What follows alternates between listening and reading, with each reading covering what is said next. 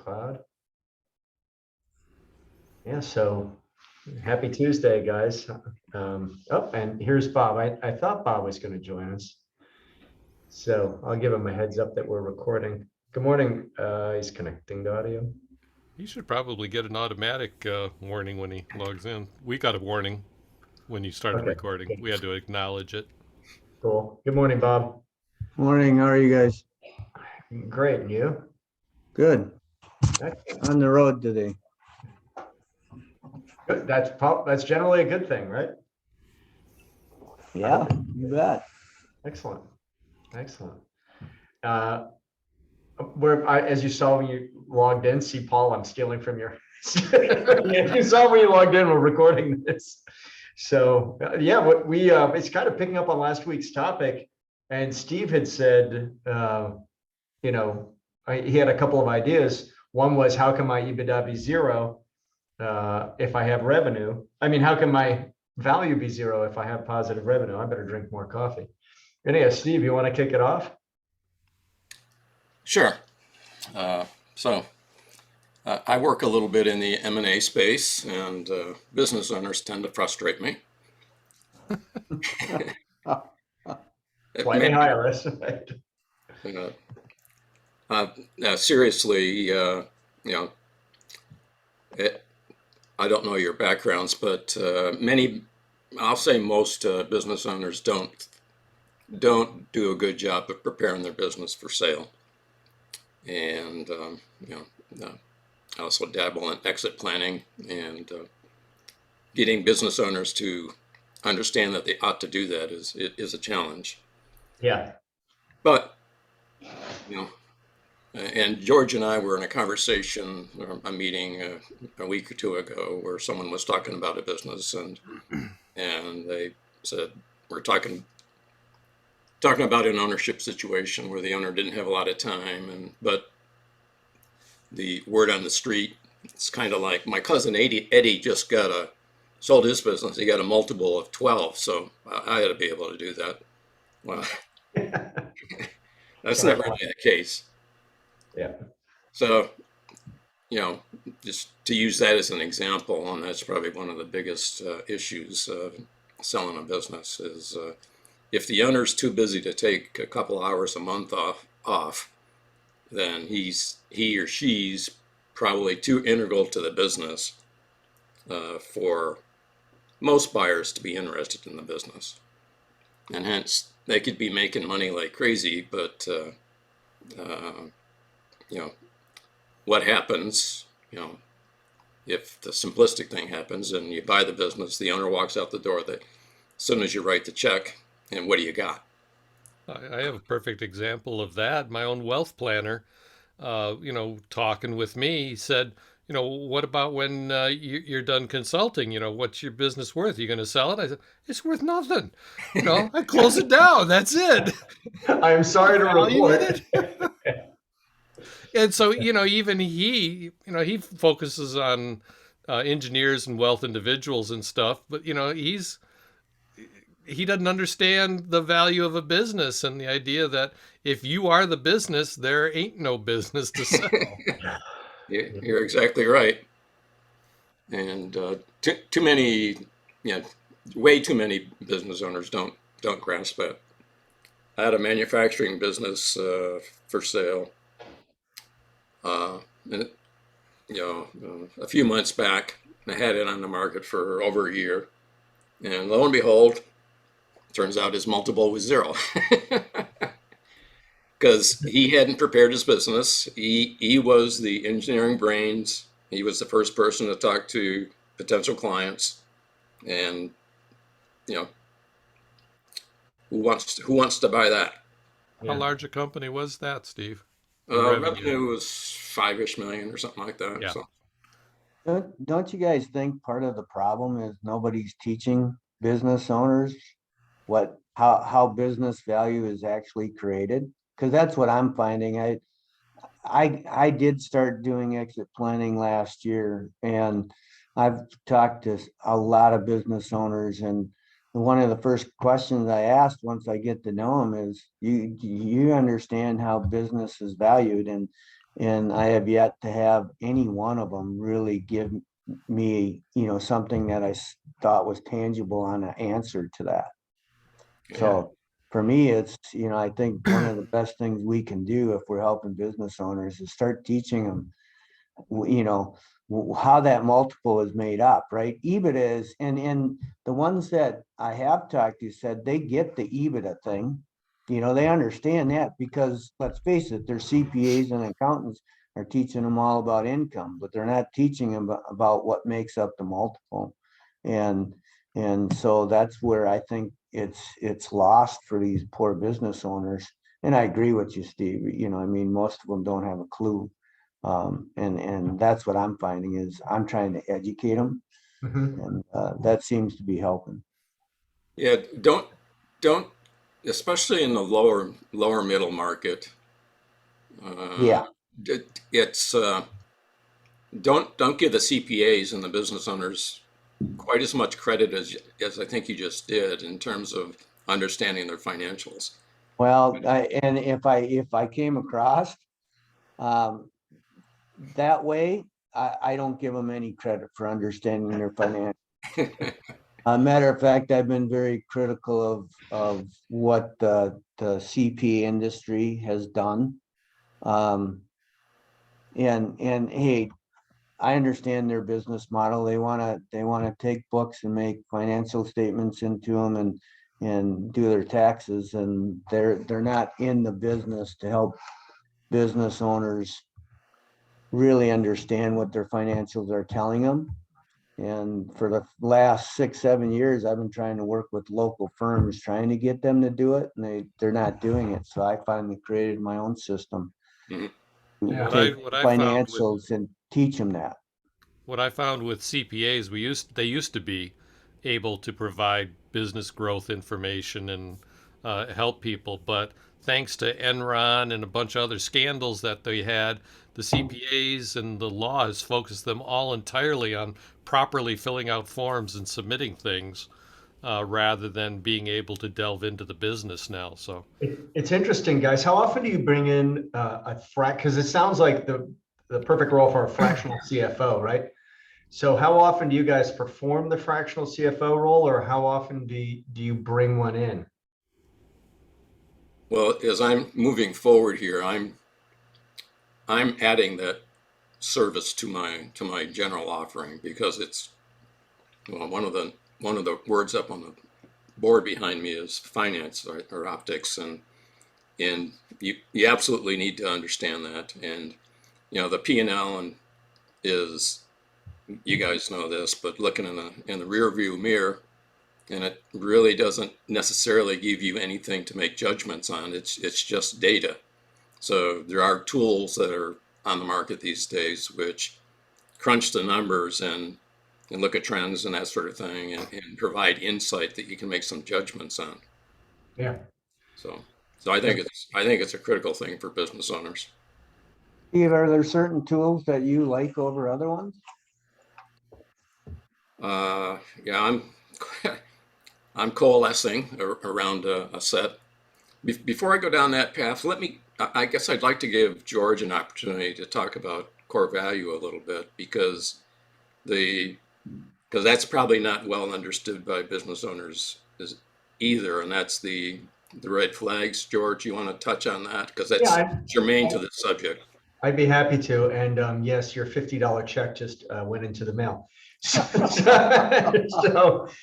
yeah, I mean, what the software does is somebody mentioned a couple of minutes ago, educating the client. And it's critical. Everything we talk about is educating the client, giving the client clarity of what's going on in their business. And there are really, what is the cost of risk for the business, and can the business go to market? And the earlier, I know I'm preaching to the choir, the earlier we start that conversation, and I love the discipline of exit planning. I think it's the ultimate strategic plan. I think we should be talking about equity planning. You sit down with an owner and say, hey, do you understand the equity value of your business? And do you know that you can impact, that you can grow that? That's wealth, right? That's not cash flow, that's wealth. So core value, the software, identifies the cost, the value of the business net of risk very accurately, and it identifies red flags. To Steve's point, to Paul's point, if the business is the owner, then the business has no value. And that doesn't mean we don't have options for the business, right? You guys are exit planners. We can decide that we're going to turn it into a cash generating machine, and we're just going to sock that money aside, put it as assets under management. There are a number of different options, but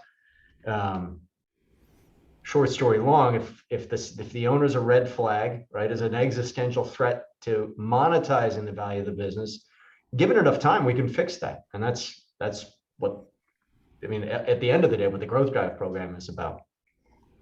Because you're right, Steve.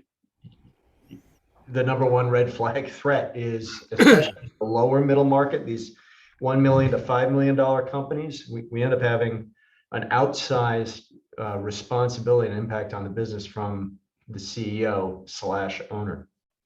I'll give you another red flag that core value would pop out. This is from a conversation I was trying to get him as a consulting client, I guess a year or so ago.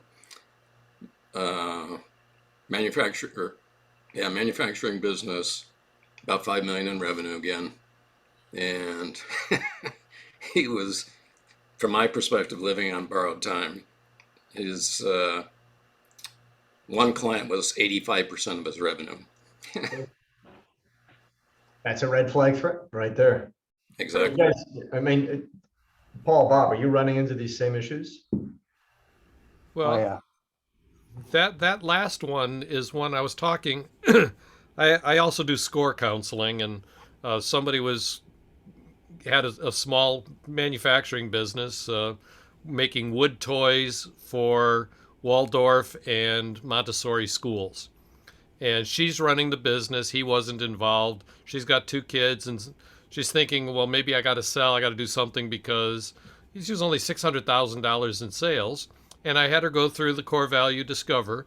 And then we were talking, and I didn't see anything in the core value that talked about you shouldn't have any customer more than 15% of your income. I didn't see that in any of the core value flags, but it was one that we talked about. Fortunately, this company did have value, but she wasn't taking away all of the money that would be typical of a CEO. $600,000 in revenue is not enough to take home $400,000 a year in salary. But at least there was some value in that business. But people don't understand that. I have an action item to create a video series taking each of the 18 core values and just doing a 2-minute, 1-minute, 2-minute, 4-minute summary of what that is that I can then put up on my Vimeo channel and refer people to. Nice. Yeah. In the deep dive, Paul, the software would have said, "Hey, what's your cut?" It really breaks down the customer. Okay, in the deep dive, not in the discover. Yeah, discover just asks if you lost a customer, would you be okay? Right. And most people say, "Yeah, I'll be fine. I'll just go get another one." I'm sorry to make light of it, but yeah. Bob, how about you? Oh yeah, after 27 years in manufacturing, I've been consulting for 10 years now and see it all the time. So I'm in Wisconsin in that lower to middle market. My sweet spot's probably 3 to 25 million, but I've worked with $400 million companies on different projects. And in that 3 to 20 million, I see owner dependency and customer dependency all the time. And we actually, with the group I used to be with, had a $10 million company and same thing, 80% dependent on one customer. That customer said, "You're overpriced." They pulled it all away from them. We went in there and cleaned up the business. They got it all back. Then we told them they needed to diversify, and 6 years later, the same thing's happening because they didn't diversify and they didn't continue down that path. But there's a very high percentage of companies I walk into, and one of those two is for sure going on, if not both. Mhm. Well, one thing I think you see is if the company's not 20 years old and having that problem, if it's 3, 5, maybe even 7 to 10 years old, that's how it got into business, is by catering to that one customer, doing what they wanted. They've taken care of them, and they've been able to grow. And so it's hard for that person to think in terms of I got to have other customers when they're servicing that one. I see the same thing in the aerospace industry with Boeing here in the Pacific Northwest. I mean, Boeing is it. How many customers can you have in the aerospace industry? That's right. To Bob's earlier point a few minutes ago, these people aren't foolish or lazy or anything. They have just not been trained in the things that we've been trained in.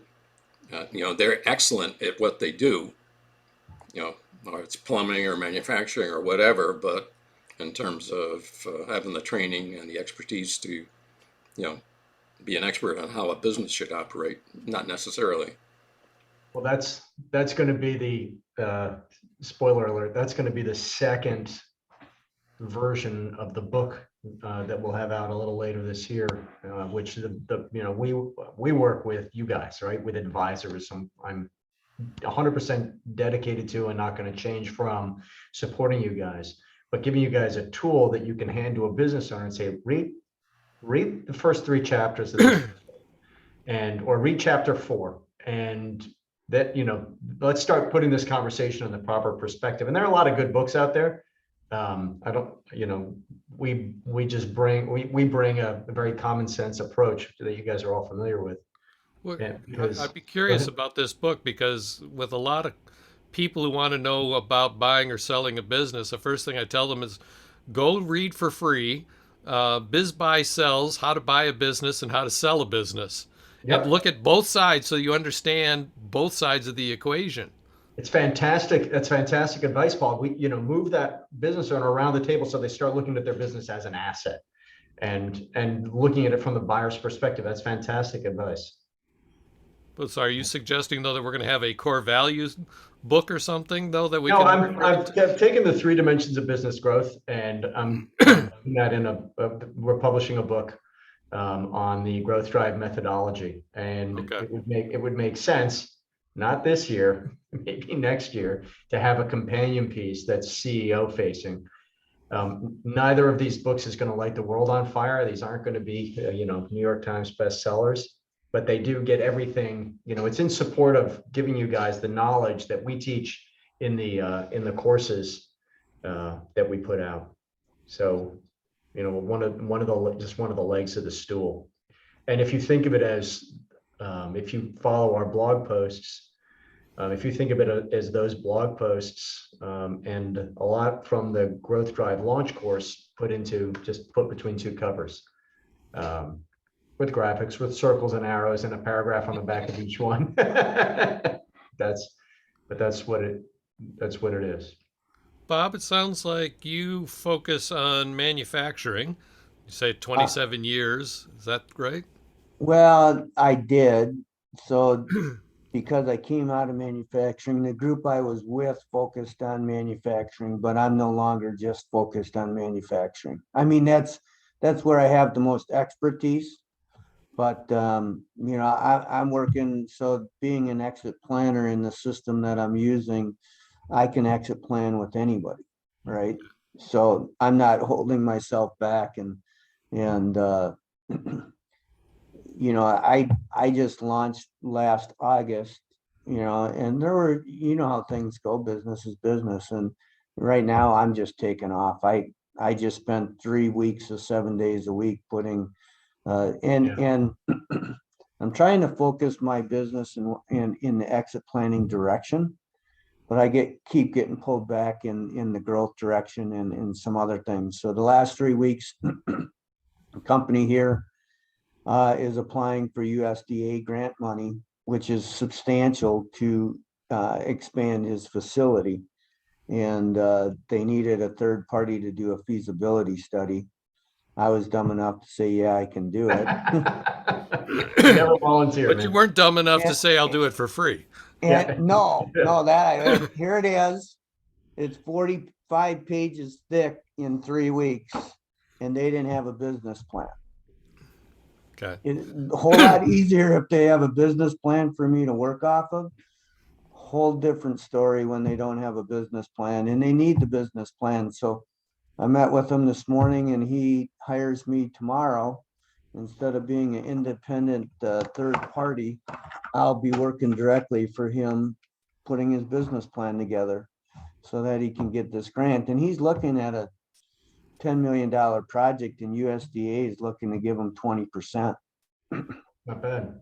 So it's substantial for him to apply for that money. And so, yeah, and I'm not putting this stuff together for free, but I can tell you that I probably could have got 3 times as much as what I got, and I got a pretty So, good $2 chunk. million, 10-to-1 return on investment. He should have been able to pay you 200,000.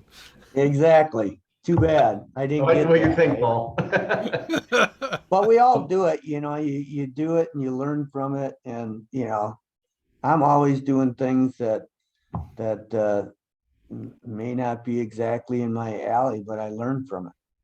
Mhm. Hey, Bob, in the course of doing your exit planning, do you find that when you do that, that uncovers a need to do some growth work? Yes, almost every time. Yeah. I mean, if not every time.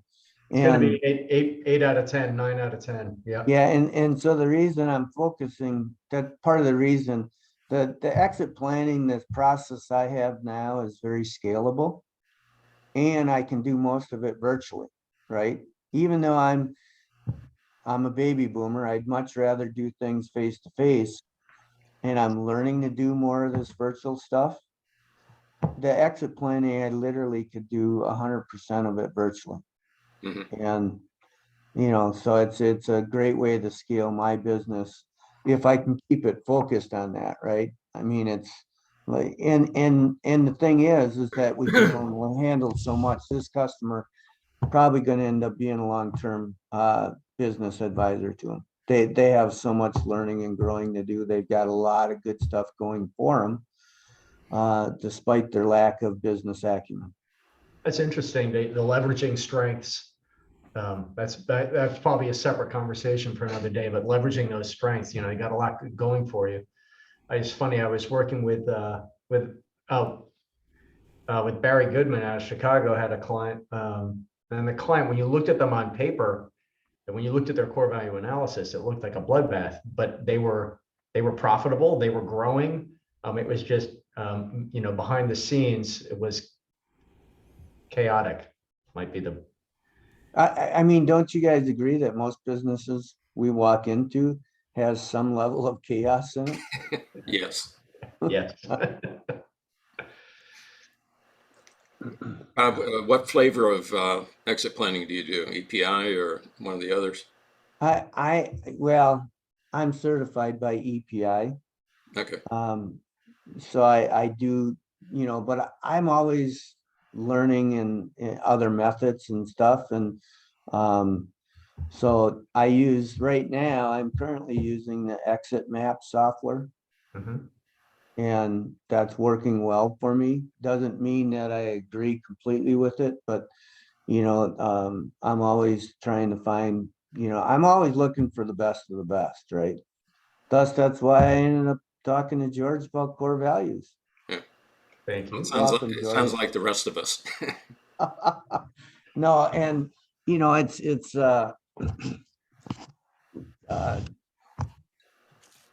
I'm using networks. That's why I like this kind of stuff, because we get to learn from each other and hopefully share with each other and help each other out. I mean, the sandbox huge. We're not going to, in our lifetime, we're not going to be, hopefully we can make a difference, Mhm. but by helping each other, I think we can help more businesses.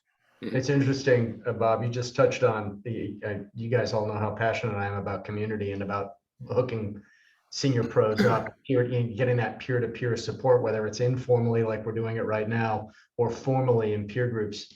And yeah, And so collaborating. what was it, Anna last week, George? Anna Right? was 2 weeks ago. Okay, yeah, 2 weeks ago. So one of the things I'm really looking forward to at the Growth Drive Summit is meeting Anna, because she's got a wealth of knowledge on exit planning, and she let me take a look at her tools, and she's got some great tools. And so it's a matter of if we can help each other get the best tools and best practices and learn from each other, we're just going to help a lot more people. And the studies, I've told this story before, and then I got to probably take off. But what got me into exit planning is 6 years ago, I had a woman coming to me. She was 70. She had to, her husband had died. She tried to run the business that was totally owner dependent, and asked if I could help. And I ended up using a high-end firm out of the Twin Cities I've done work with to come and help, because my group at the time wasn't set up to do that. But we helped her, but I literally had her crying on my shoulder multiple times. It broke my heart. And I'm afraid I'm going to run into more of that. And I finally said, I got to do something about this, because I don't want to run into this situation. I mean, this poor woman was distraught. Not only had she lost her husband, she was trying to run her business. She had no reason or clue of how to run. And we ended up getting it sold to employees, but it was pretty much an asset sale. But at least we got her out from underneath it. She probably didn't even have, he didn't have life insurance on his life, so that she had to keep the business or do something to keep going. Yeah, I mean, it's amazing. They're great at what they do, but they just, I think I saw something the other day that 26% of business owners don't have or have wealth managers, right? Yeah. So part as an exit person is guiding them to get the right advisors. You got to evaluate their advisors, or at least help them evaluate their advisors. And one of them I'm working on now, he wants to transition in the next 3 years, and it's becoming quite obvious that he needs to look at a few different advisors. And nothing against his advisors, they're good people from what I can tell. They just don't have the experience on helping businesses transition. And when I talk to a CPA that doesn't know the difference between a stock sale and an asset sale, I start to worry a lot.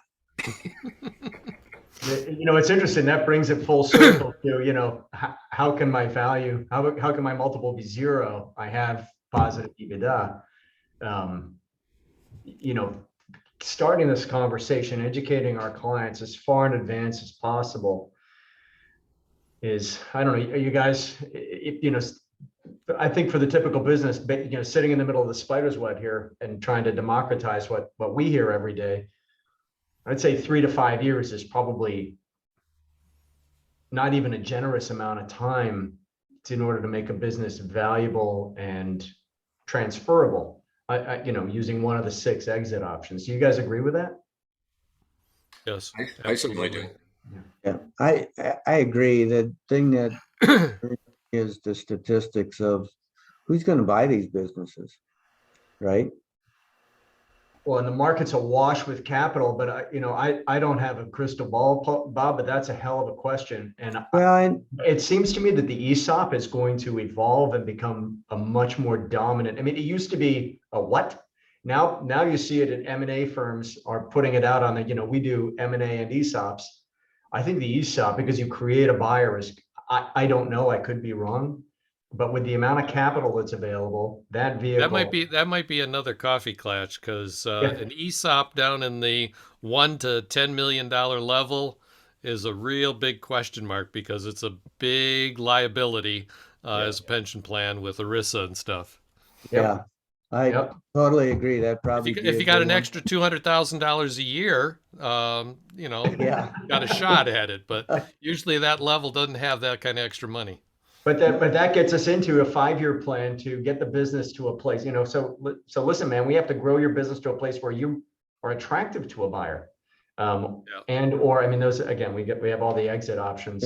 The challenge is there's so many businesses coming up for sale, is the private equity and M&A, they're able to be fairly picky and choosy, right? But you still got, tens of thousands of businesses that need to transition, that there's who's going to buy them? You look at typically the next generation, Gen Xers, they're not saving enough money for a down payment. The Gen Ys and Gen Zs are extremely innovative, creating their own businesses like crazy on whole new schemes. Well, old timers like me, I'll put myself there. I won't put any of you guys there, but they, it's just a whole different ballgame. I'm looking at these new business models. One of the big accounting firms in our area, maybe you've heard of them, Wifley, they're focusing a lot of their efforts on these new generations because of these new business models they're coming out with. And so who's going to buy all these businesses? And last I'll say is I have friends that are in private equity. In 6 years, they've bought 5 companies, and they have 6 companies a week coming to them, asking them to buy them. 6 a week. And they're just like picking the cream of the crop because they care. As they should, right? They have a fiduciary responsibility. Yeah, that's a tough. Yeah. So, but hey guys, I got to run. I got to go too. So it's great meeting you. Perhaps see you again. Gentlemen, thank you very much. This was fun. We'll be back together again next Tuesday. Okay. I'm going to post this. Did anybody object if I post this to LinkedIn? I think it's a fabulous conversation. Great. Okay. Perfect. I'll tag each of you. Thank you. All right. All right. Have a great day. Take care. Bye-bye. Bye. Bye.